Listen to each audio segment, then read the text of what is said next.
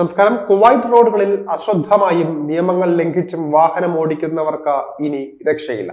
അവരെ പിടികൂടാനും നിയമത്തിന് മുന്നിൽ കൊണ്ടുവരാനും വല വിരിച്ചിരിക്കുകയാണ് കുവൈറ്റ് ട്രാഫിക് അധികൃതർ.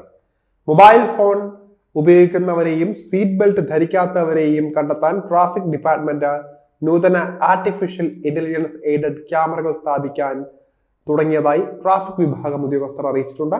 വിവിധ റോഡുകളിൽ ഡ്രൈവർമാർ വേഗപരിധി പാലിക്കുന്നുണ്ടോ എന്ന് നിർണ്ണയിക്കാൻ കഴിയുന്ന സ്മാർട്ട് പോയിന്റ് ടു പോയിന്റ് ക്യാമറകളും ട്രാഫിക് ഡിപ്പാർട്ട്മെന്റ് സ്ഥാപിച്ചിട്ടുണ്ട്. കർശന ശിക്ഷാ നടപടികൾ ഉൾക്കൊള്ളുന്ന പുതിയ ട്രാഫിക് നിയമം നടപ്പിലാക്കുന്നതിന് മുന്നോടിയായാണ് ഈ നടപടികൾ. കരട് ട്രാഫിക് നിയമപ്രകാരം ട്രാഫിക് നിയമലംഘകർക്കുള്ള പിഴയും പല മടങ്ങ് വർദ്ധിപ്പിച്ചിട്ടുണ്ട്.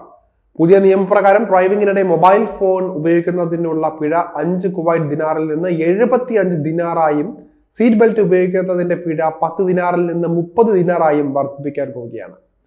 കരട് നിയമം ഇതിനകം നിയമവകുപ്പ് അംഗീകരിച്ച മന്ത്രിസഭയുടെ അംഗീകാരത്തിനായി അയച്ചിരിക്കുകയാണ്. മന്ത്രിസഭയുടെ അംഗീകാരം ലഭിച്ചാൽ അത് ഒരു ഉത്തരവായി പുറപ്പെടുവിക്കാൻ അമീറിന് അയക്കും. പുതിയ ട്രാഫിക് നിയമപ്രകാരം നിയമലംഘനങ്ങൾക്കുള്ള ഏറ്റവും കുറഞ്ഞ പിഴ 15 ദിനാറാണ്.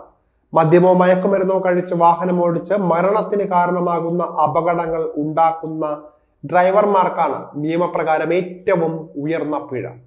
5000 ദിനാർ വരെയാണ് ഇവർക്ക് പിഴയായിട്ട് ചുമത്തുക. പ്രവാസികൾക്ക് സ്വന്തമായി ഒരു വാഹനം മാത്രമേ പാടുള്ളൂവെന്നും കരട് നിയമത്തിൽ വ്യവസ്ഥയുണ്ട്. കൈക്കുഞ്ഞുങ്ങളെയും കുട്ടികളെയും മുൻ സീറ്റിൽ ഇരുത്തുന്നതിനുള്ള പിഴ 10 ഇരട്ടിയായി വർദ്ധിച്ച 50 ദിനാർ ആയതായും ബുഹസൻ പറഞ്ഞിട്ടുണ്ട്. അതിനിടെ കഴിഞ്ഞ ഒരാഴ്ചക്കിടെ ആഭ്യന്തര മന്ത്രാലയത്തിന്റെ നേതൃത്വത്തിൽ നടത്തിയ വാഹന പരിശോധനകളിൽ 39,170 ട്രാഫിക് നിയമലംഘനങ്ങൾ കണ്ടെത്തിയതായി ജനറൽ ട്രാഫിക് ഡിപ്പാർട്ട്മെന്റ് വ്യക്തമാക്കിയിട്ടുണ്ട്.